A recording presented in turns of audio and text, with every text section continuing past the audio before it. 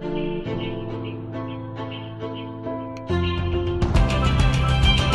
to Courageous Leadership with Virginia Prodan, training you to lead with courage.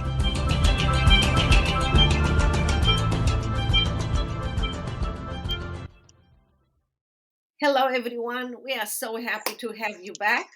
We know that you love to be trained, you love to learn new skills and new talents, and to be a courageous leader.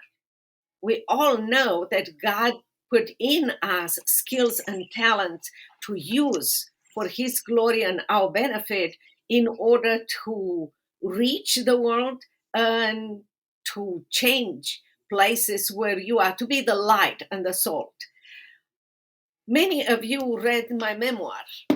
That's the way that this podcast started, Saving My Assassin, and starting asking questions and asking me to train you. And we are happy to train you in any way possible and answer the questions. But our podcast also loves to have leaders and invite leaders and strong and courageous leaders to share with us their journey. So one of them, as a very special guest today, is Dr. Mary Yvette Seltz. Thank you so much for coming to our podcast. Mary, would you introduce yourself? Yes, I will. I'm so happy to be here, I have to say. A little bit of technical difficulties this morning, which I apologize for on my end, but I'm very grateful to be here with you, Virginia. So I'm Dr. Marie Seltz, and I am a clinical psychologist. I have a master's in industrial organizational psychology, and I'm a mother and a wife. I am a Christian, married 38 years to the same man, and I have followed him all around wherever the Lord has led us. And that's made me a bit of a chameleon because, as Virginia has said over and over, and I believe wholeheartedly, finding what our purpose is and using the gifts that God has given us and the places that He places us is very important. So that is something I really have done multiple times and continue and strive to do, and I hope other people do that as well. So I'm very grateful to be here with you this morning, Virginia. So much. We appreciate that. You know, many times as I share my stories with people, I tell them that for a younger age, I noticed something and I started to think and look around me and say, I don't want to live this kind of life. I want to find the truth and speak up for the truth. That might not be something that you see around you, but you see something and you said, oh, I know how to change it. This is not right. And you know what? That might be your mission. That might be what God prepared for you. And when I said mission, I want people to understand that, because many people will say, oh, I don't have what it takes. Maybe I'm not that talented and everything. For some reason, people believe that when you start your mission, you have to have the blueprint from God. You have to have everything, lined up. No, it's not true. You go step by step and God is going to show you what to do. In fact, you are just used as a tool in God's hands. For Him to do amazing things. And you will be amazed of what He is capable of doing and what you can do in His power. Mm-hmm. Absolutely. Absolutely. I mean, it's a leap of faith, and there are skills and gifts we don't even know we have until we're in a position like you were. I mean, you're diminutive in size. You're not a tiny person. You're not a large person. I'm 5'10". You could stack two of you and you could barely be a stone, but you are so powerful because your faith is something that really, it sustains you, it motivates you, it energizes you, and you use that. I see how you use that with the people that you come in contact with. I think you believe like I do, that everybody you meet, you leave them with something and they leave you with something, right? Yes. Yeah, I believe that our mission is not, I'm a speaker and a writer. It's not when I go to the microphone or when I start writing. My mission is every minute of my life. the way I conduct my life and the way I please God and I walk in front of Him will have a amazing influence on others, because at Yes. the end of the day, and when I wrote the book Saving My Assassin, my prayer was, Lord, I want you to help me that when people finish reading the book to say, I want her God to be my God. And I Yes. heard so many people saying that. Also, I wanted them, because I describe socialists and communists, because I live under socialists and communists for so many Yes. years. I want them to say, wow, I don't want to build this kind of society. It's not a good society. I appreciate it's capitalist. It's not perfect. It's not heaven, but it's That's much right. better than Oh, yes. socialists and Yes. society without God, and with government that becomes your God. And Yes. this is more important than ever before. The way we Mhm. walk in front of people to Yes. influence them as courageous and strong leaders to influence Yes. them. Yes. So, would you share with us how you started this journey? Oh, yes. Okay, as I said before, my husband is an ordained pastor. And so he was a former speaker of the Lutheran Hour, which is the longest running gospel radio program in the world. And so living a life of faith, before I married my husband, believe it or not, I was going to be a nun. I believed in just serving the Lord, and I wanted a life of peace. And he had another calling for me. I ended up being introduced to my husband on a blind date, and he was a man of God. And his words were words I'd never heard before, but everything he believed was what I believed, and the God he served was the God I served. And so I've gone with him on every journey across the U.S., serving in different large cities: Los Angeles, New York City, Florida. Sorry, we have things going on here. That noise. Los Angeles. Now we're in Washington D.C. And along the way, finding out, not in order to help people, you also have to be focused on what your skill sets are and understand what that is. And I always knew that um, uh, counseling was and teaching were my giftings, and so pursuing my degree was very important. And I have a master's in organizational psychology, and I have industrial organizational psychology, and then my PhD is in clinical psychology. But so I've been a professor, and I've written educational programs for universities, and now my husband has left the Lutheran Hour to do work in Washington D.C. advocating for life, for which he's there right now outside of the Supreme Court because of the big case going on right now, and we advocate for education and for families and marriage, and all of these things are big. Like you were saying, you could not have been more correct, and you have to just step out and serve, and and do the thing that you're supposed to do, even if everything you don't have a blueprint, and there's no, you don't even see what the outcome is. You just know that the Lord is there with you, and He's always by you, always. And as long as you're doing is in His service to Him, it's going to be okay. And right now, I know a lot of people, Virginia, and you know better than anybody that I know in my personally. I mean, I've come close to facing a person who was there and broke in my home to kill me, but nothing like your story. Whenever you feel threatened, people tend to fall back, and they don't want to do the things that maybe they're in their heads and their minds and their hearts, knowing they're supposed to do. Right now, in fact, a Gallup poll was just taken, and 77% of Americans today are fearful of speaking out against socialism, against critical race theory. 77%, because they're afraid of being taunted, fired from their jobs, socially bullied, their family members leaving them. But as you know, right now, what's happening in this nation is we are seeing socialistic Marxism coming now and infiltrating our universities, and our young people are reacting violently. And me, I've worked in the university settings for a number of years. And like I said, I started seeing changes in children and then in this younger adults, lots of anxieties and depression. So my work is right now primarily centered around helping people to understand the destructiveness of critical race theory, embracement of Marxism, and because they think they know what it's about, and even the educators, they are being trained and they don't really know, like they Yeah, don't know. that is so correct. And yes, I agree with you. In 33 years, because in November I celebrated 33 years coming to America. In 33 years here in America, I had seen America being changed.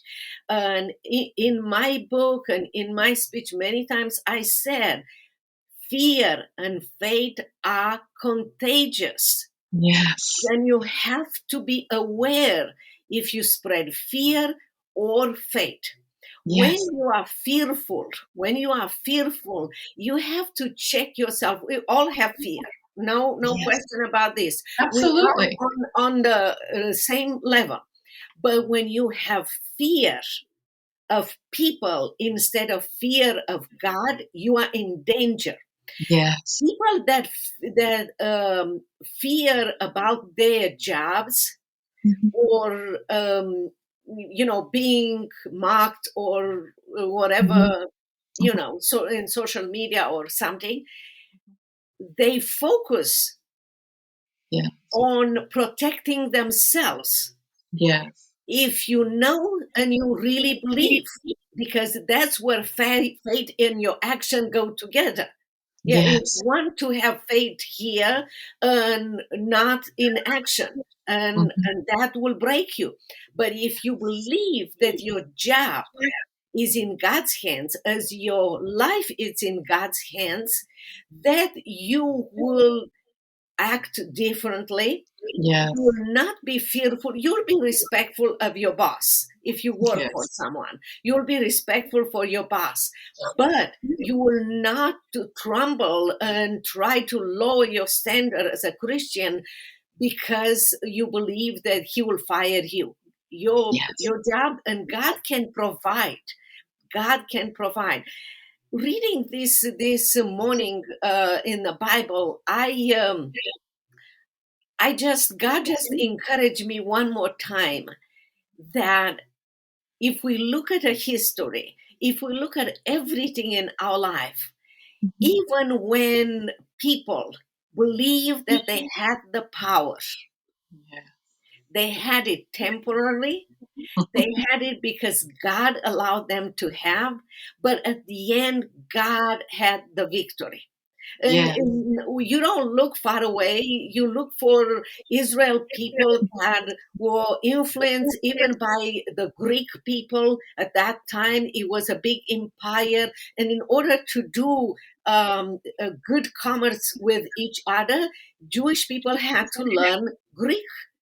Because that was the language of transaction. And guess what? After that, many of them, they did not accept the religious of Greek with multiple gods and everything, but they started to modify their relationship with God according to what the external Greek culture agree with them. And the culture thought that they won. And you look at all the Pharisee and Sadducee and all the people, more than that, you look at the Roman Empire who took control over the Jewish people, and they believed that they were in power, and God used them. People thought when Christ on the cross, they thought that they won. And guess what? We know that God won. That Christ died and was resurrected. God used the Roman Empire, everything that they built, including the roads and everything, to spread the gospel. They used the Greek language to translate the gospel to everyone. So if you think of all those things from the Bible, you will be encouraged and say, even if I don't see anything, even if I am in danger of losing my job, God is in control. And one day I will see that. That is so important for people. And It if we really is. don't read the Bible, we don't read what happened with every single person in the Bible and how God helped them, we tend to believe that the culture is winning. Mhm. But we are in a winning team. God never lost a battle. That's right. Absolutely. And that's so wonderful you're right. We're on the team. We're on the winning team. Even when it looks like we're losing, He is so much greater than us. He is doing so many things we don't even comprehend and know. Yes. And yeah, and we've already won. So no matter what the world is showing us and throwing at us, and yes, I understand we're human and we have fear, but the Lord is beside us and He's felt everything that we've ever felt. And He knows what we're feeling. It's not, he feels it more intensely than we do, and He loves us more intensely, right? Yes, So, and we don't become strong and courageous by, thinking every single day, I need to be strong and courageous. no, No, no, it's the Lord who action. brings in us by action. We step by faith. We feel the fear. We ask like David, when I'm afraid, I'll trust in you. We might go one step, two back, and one step, and again we cry out to the Lord again and say, Lord, help me. I'm fearful and so forth. Help me to do this. And even be kind to people that are not kind with us. That's And right. they will look at us and say, it's something different about these people. And they will ask us about the hope that is in us. And this way we change the culture. The best place for us as Christians is to be under God's wings and stand firm on the gospel and speak Yes. up during this time and not be fearful. That's exactly right. And it's also, as parents, it's our responsibility. And the number one thing we can do for our children is to pass that on to them, Yes. And and the best way to pass that, you are so right, is to let them see mhm, how we walk with the Lord, that yes, we have fear too, we have demonstrate. concern, and we can go on too. And also, you said something, as parents, we have a responsibility. As a foreigner coming Mhm, to America, I always thought, America is based on capitalism. You are the customer, and the businesses try to, you pay for something, the businesses try really hard to gain your business and to be nice to you. But the only place that it's different is in college. You mhm. as a parent, you pay for education of your child, and you are cut off. You cannot have any access. That's This is right. so wrong, and we Yes, need to change that. We we need, really do. yes, that is enough. It's enough, and I believe that we learned the lesson. It can be changed, and we have to be involved, and we have to have Yes, something to say about what our children are learning from younger age to graduate school, because we yes, are the one paying for it. that's right. And I have to tell you, this is one of the reasons that I do the work that I do is because I started teaching in undergraduate schools and public schools, and I never taught in private schools. And then I just became a university professor, and I taught in secular and in private schools.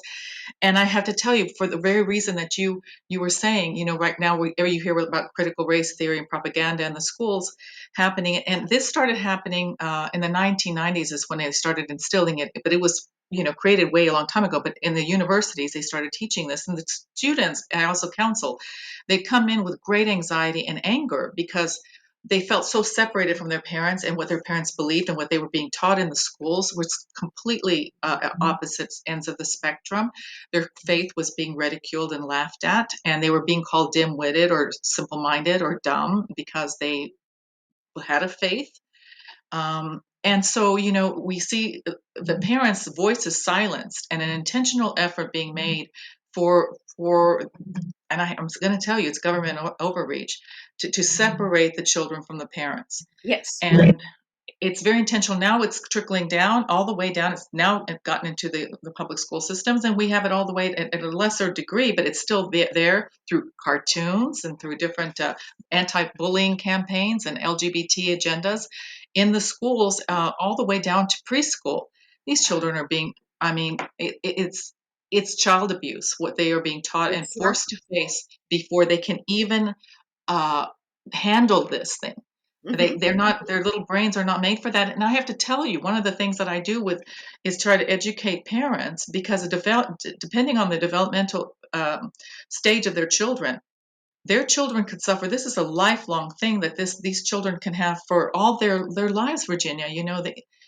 They can have confusion and as far as their purpose in life and the way they trust people. It's just, Yes, it's exactly. it's very But sad.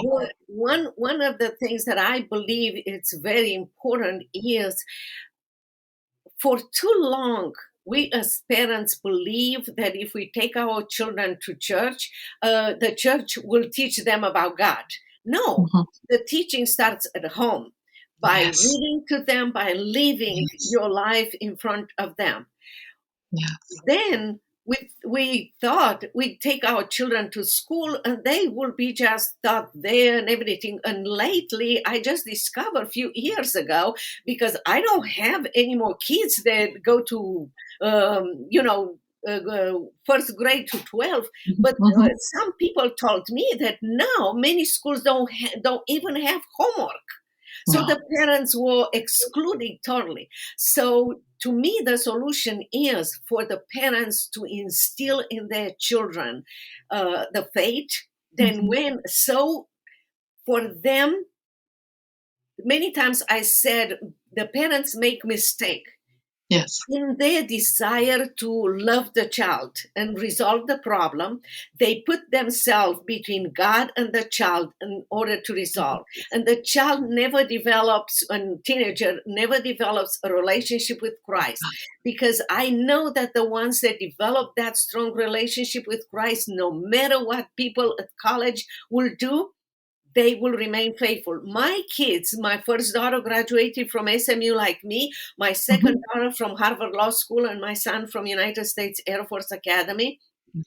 But I struggled so much as a beginner here.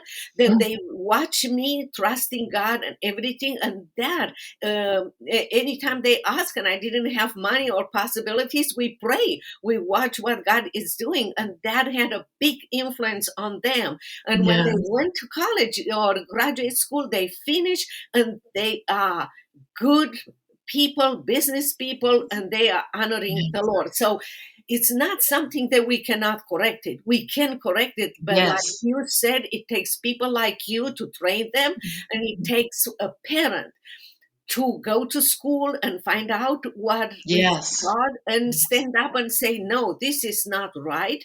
And also to write, to be in a Yes.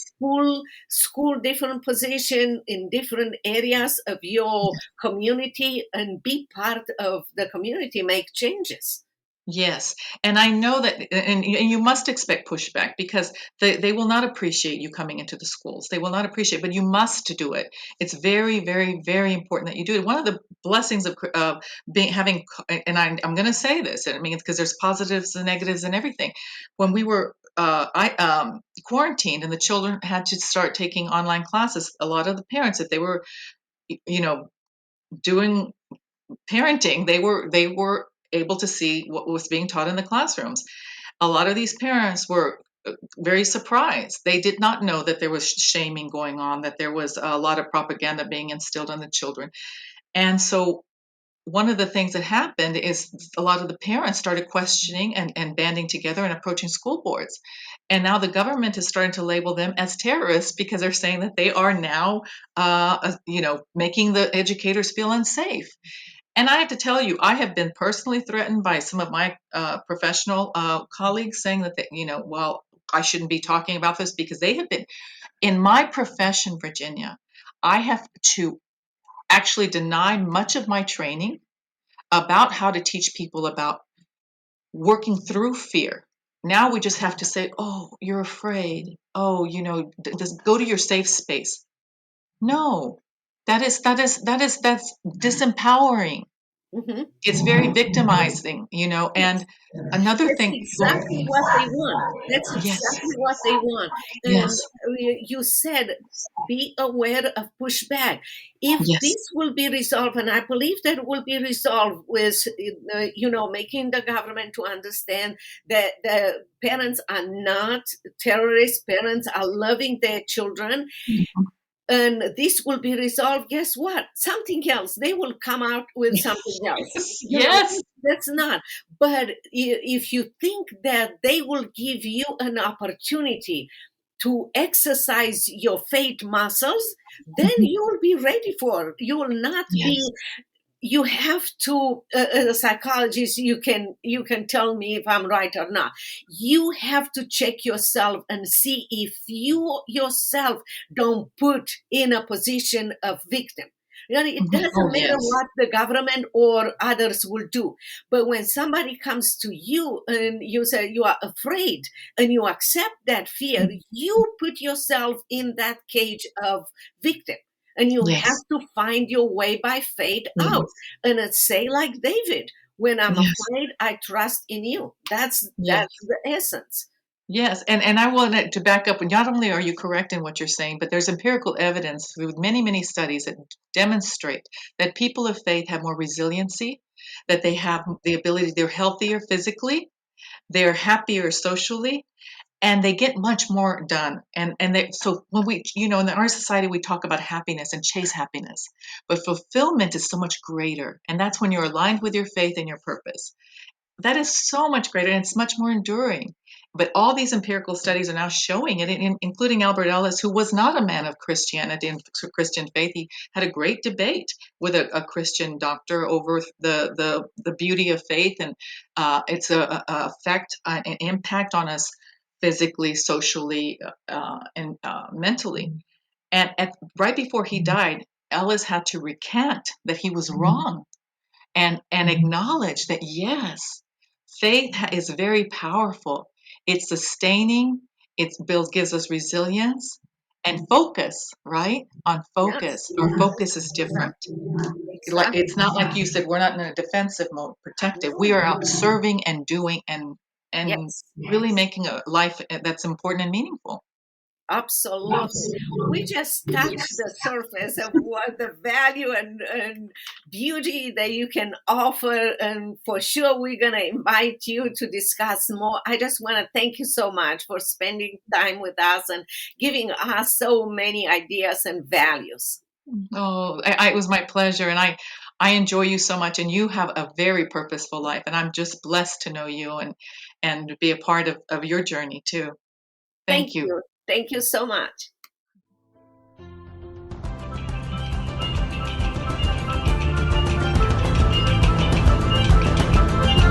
If you want to know more about Virginia Prodan, her coaching program, buy her book, Saving My Assassin, or invite Virginia to speak at your events, visit virginiaprodanbooks.com.